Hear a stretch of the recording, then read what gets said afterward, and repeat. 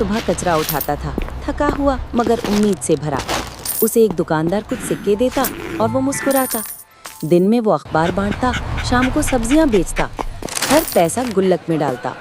धीरे धीरे उसकी मेहनत रंग लाती है। अब वही कुत्ता साफ कपड़ों में नई लाल कार खरीदता है। लोग तालियां बजाते हैं और वो गर्व से मुस्कुराता, क्योंकि उसने अपने सपनों को सच कर दिखाया।